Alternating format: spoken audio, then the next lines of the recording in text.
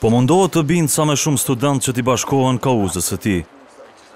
Shkodran Regja është antar i grupit të pavarur studentor, i cili ka organizuar për të martën marshin protestues kundër vendimeve të rektorit të Universitetit të Prishtinës.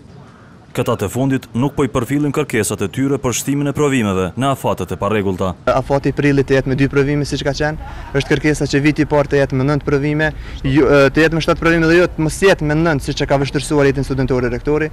Për këtë çështje rektori Ramadan Zeinullahu ka autorizuar javën e kaluar prorektorën Eda Vula dhe prorektorin e shkencave Fetah Podvorica që të takojë këtë grup të studentëve. Zeinullahu i tha Klanit nëpërmjet telefonit se kërkesat e këtyre studentëve janë në kundërshtim me statutin e UP-s dhe afati i prillit është lejuar vetëm sa të lehtësohet situata e studentëve. Si rektor Zeinullahu mendojnë edhe disa studentë. Jo, nuk kam e marrë pjesë. Pse s'ke me marrë pjesë? Jam e informuar, po nuk dëshiroj të marr pjesë. E një kolegi i saj thotë se e di kush po i manipulon këta studentë. Unë mendoj që është tërësisht i varur prej atyre profesorëve dhe asistentëve që kanë ardhur padrejtësisht në Universitetin e Prishtinës. Organizatorët e protestës të martën në ora 8 do të bllokojnë rektoratin dhe fakultetet, ndërkaq 3 orë më vonë do të nisin marshin nga qendra studentëve.